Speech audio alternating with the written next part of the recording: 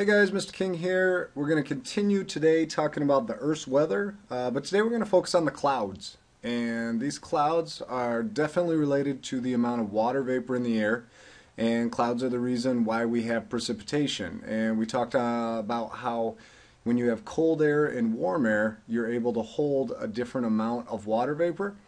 After it gets full and it reaches that point of dew point, it's got to release that water. And so we're going to talk about how that happens today and with the different types of clouds and what they look like and what they're capable of.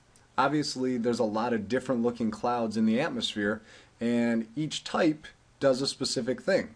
Some block the sun, some just have different amounts of water vapor in it, some give us thunderstorms. They all kind of do different things. So that's what we're going to talk about today. So clouds form when air rises, cools to its dew point. Remember, dew point is where it's as much water vapor as possible. That's where it's going to rain, and becomes saturated. So as air rises up, it gets cooler. Remember, in the troposphere, as you go up higher, it gets colder. It gets cooler, it gets closer together, and then it gets saturated. So we got three types of low clouds, and these are ones that form at 2,000 meters or less. And remember, when we're talking about clouds, we're talking about them being in the troposphere. So almost all of them are going to be at 10,000 meters or less. And so we got cumulus. These are the puffy clouds formed when moisture rises. These are the ones where you lay on your back and you say, oh, that one looks like a dog, or that one looks like a face. They're the ones that you look at. They're big, puffy, kind of look like marshmallows. Stratus clouds, those are more of the layered gray sheets. They kind of look like they might have water in them, might be like a thunderstorm cloud. Except they're not very thick, so they really don't produce thunderstorms because they're not thick enough.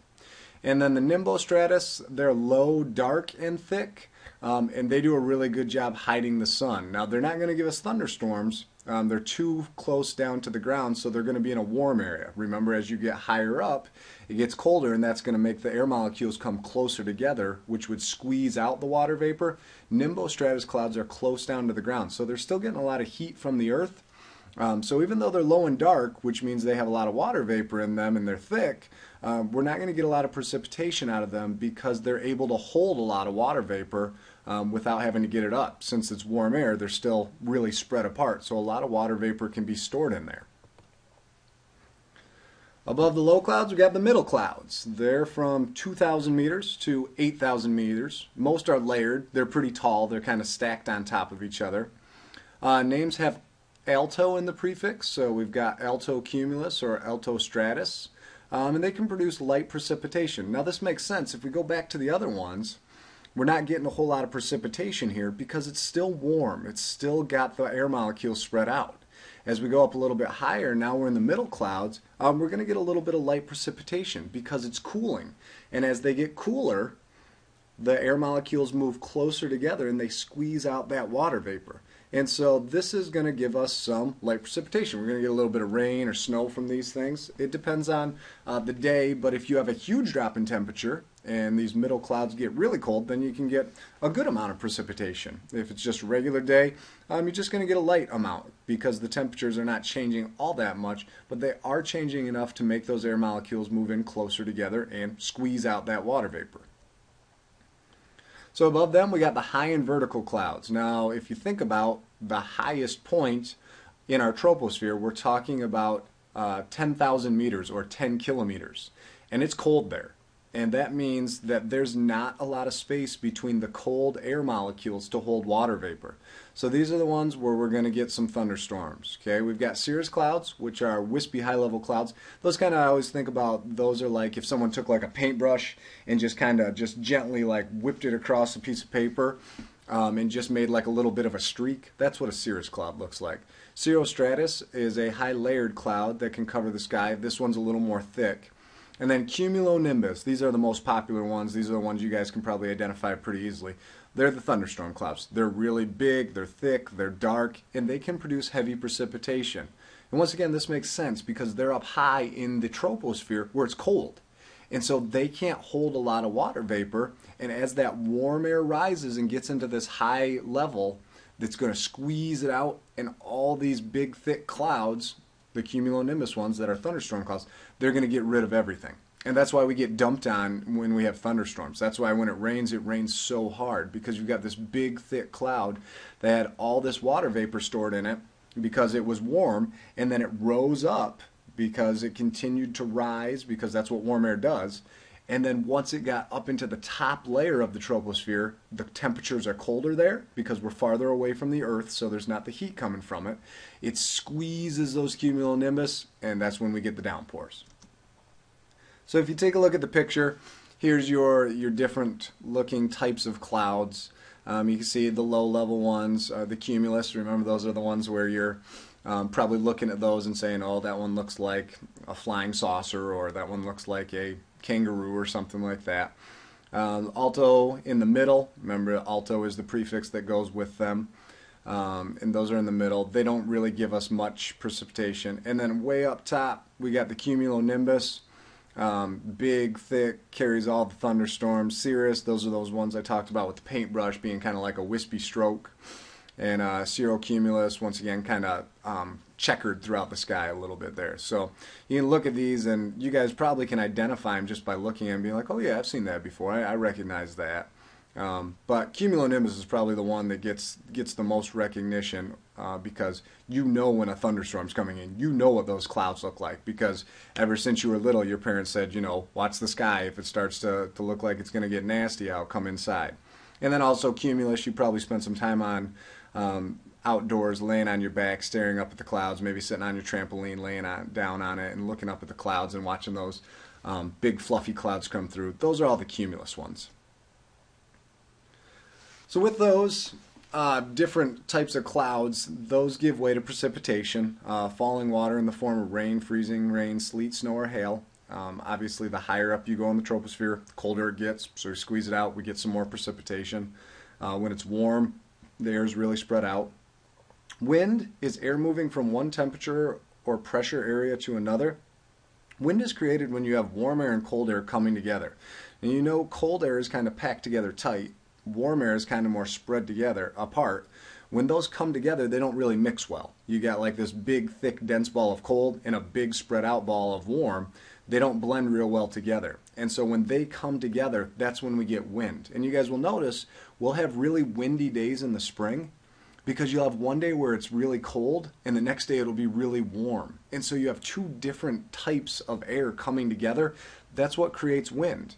When we have temperatures which are constant, like in the summertime where it's 90 degrees for 3 weeks in a row, there's very little wind because there's not really a difference in temperature or pressure. It's the same type of air that's been there for a long time.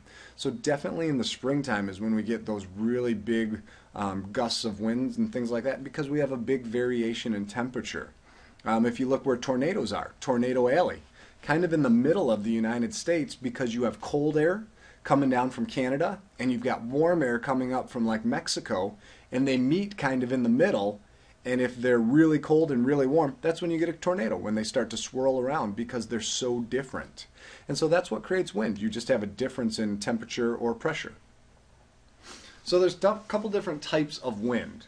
Okay, the Coriolis effect is this idea that makes the air move to the right in the northern hemisphere and it moves to the left in the southern hemisphere. And we're going to watch a little video on this in a second. I'll show you that. And here's how it happens. It's because we're spinning, it almost makes it look like it's going one way. Okay, so check out this. This is a pretty good explanation. I'm going to fast forward to the part where... And if I put a ball bearing on this, it just, as you expect, it sort of rolls towards the middle. Gravity pulls it down towards the middle there. So next, Professor Hoskins spins the dish to simulate the rotation of the Earth. To witness the effect of this rotation on a travelling object, he has set up a revolving camera above the dish.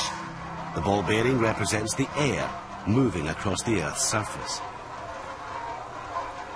Clearly, the ball is travelling backwards and forwards, but the revolving camera shows that it's going in circles as well.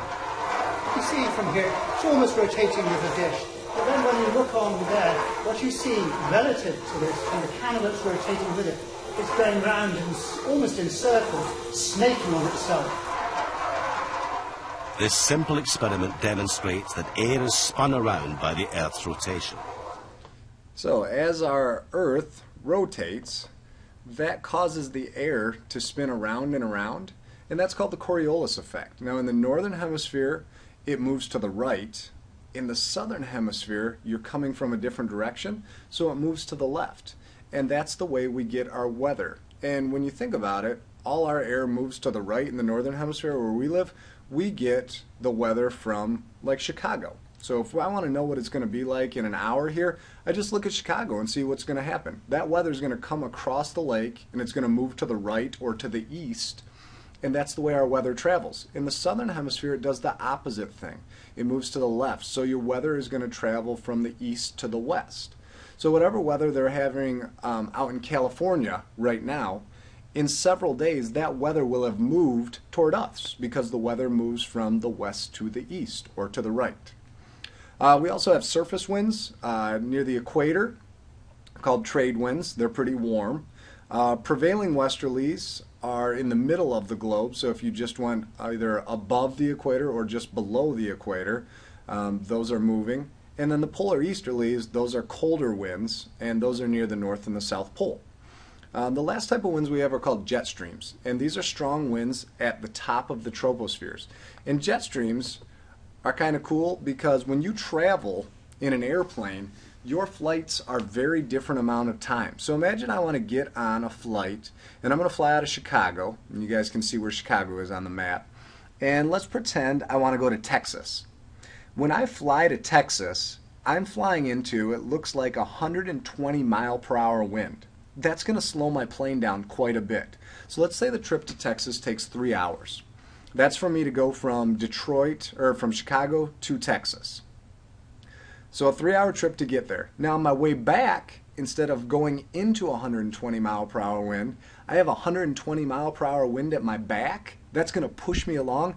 I'm going to make that same trip from Texas to Chicago, but it's only going to take me 2.5 hours. I'm going to save 30 minutes of time because I'm using the wind. So as a pilot, you look to find that jet stream, and it saves gas, and it also makes your travel time quicker. And so these jet streams are really important for pilots because they look and say, okay, where are the streams at today? How can I get in one of those streams and make my flight go quicker and save my company gas?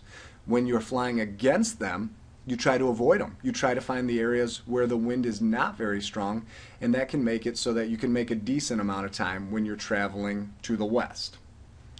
Alright guys, I think that about sums it up. I hope you guys have a great night. Do the quiz on the back, write some good questions, and I will see you all tomorrow.